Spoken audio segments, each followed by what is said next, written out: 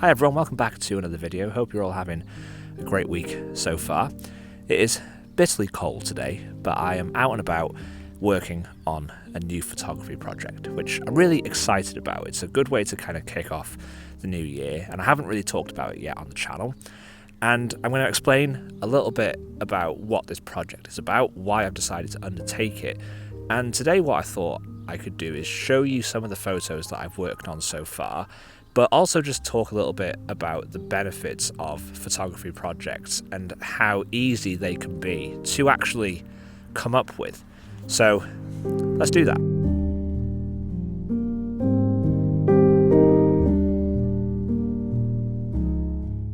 So if you follow the channel for a while, you'll know that I moved house at the end of last year to a completely new area that is very remote, very rural, very different to where I used to live. And I guess in a way of just exploring that area, and I guess as a means of just getting out with my camera, a project started to emerge because I just decided to lean in to the things that I was seeing. You know, when you move somewhere, it's very hard to have preconceived ideas of what you want to photograph, and you really do need to make the most of what is around you if you want to practice photography regularly, which is something that I definitely want to do.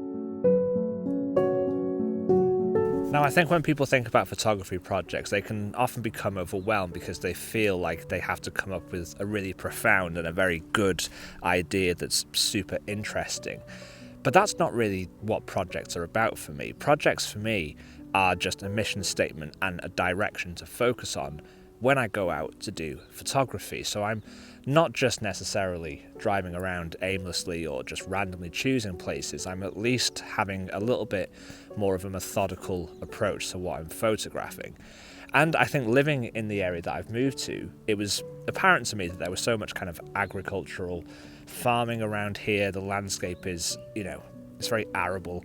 And that is just what I was being presented with. So I just decided to lean into that. But that also has a lot of personal significance to me in terms of my family history. But we'll come on to that a little bit later on. But I guess the main thing that I want to talk about first is just how to get started with these types of projects, because getting going and just making a start is often the hardest thing.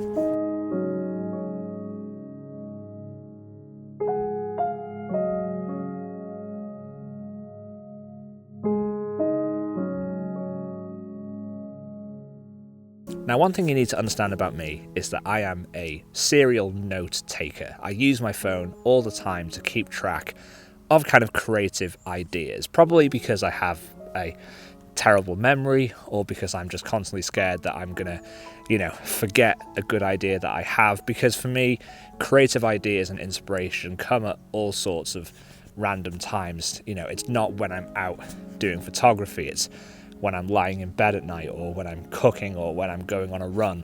So just having my phone and having my notes app as a means of just keeping on top of like little concepts that I have is a really important part of the process for me. And I think for photographers who haven't undertaken projects before, they can get stuck in this cycle of planning and thinking too much about the process, and that actually prohibits them from just getting started with the photography, because that's going to be the most important thing. The more you get out and photograph, the more it's going to change the scope of the project, and that's a good thing. It's important to always be led by your curiosity and the things that motivate you and inspire you. And if you're too rigid in your project brief of what you're going to photograph or what the subject matter is, you're going to potentially then disregard photos or scenes that actually do interest you, and that could lead to you becoming discouraged by the whole thing. So this project that I'm working on today, how has it come about? Well, for me, I'm just a naturally curious person, and as we've been getting to know the area, if I'm driving to the supermarket or if I'm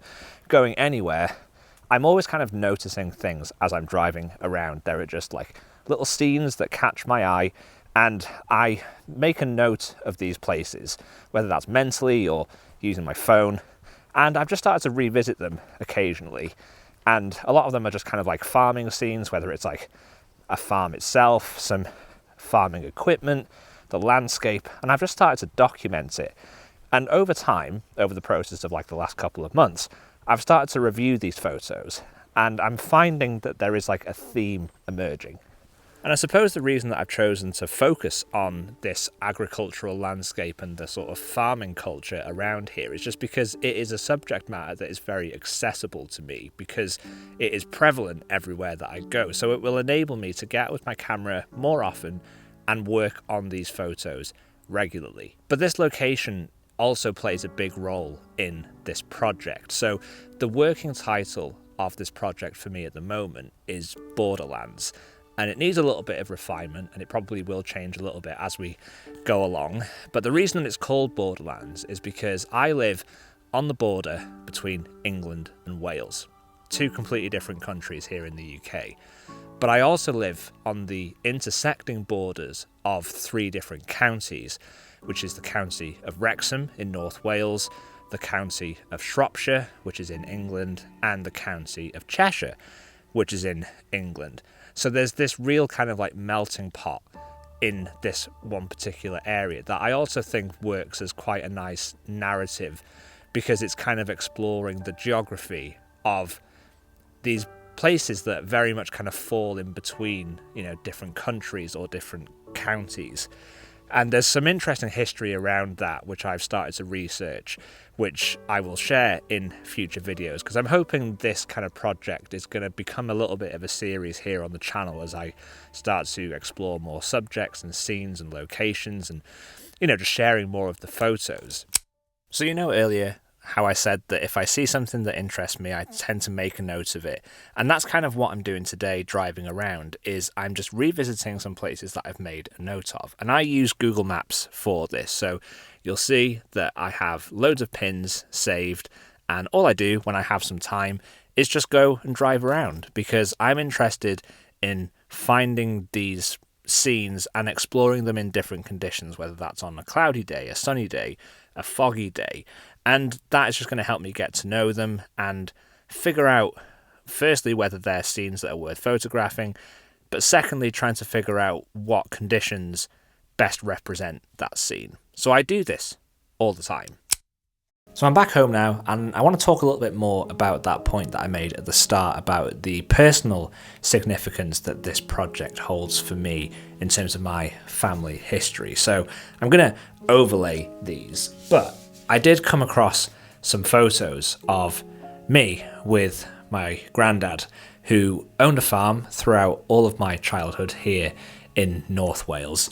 And I absolutely love my granddad. He was my hero, still is my hero.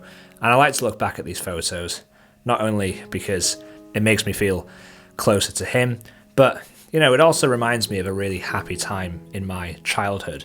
I mean, look at that kid.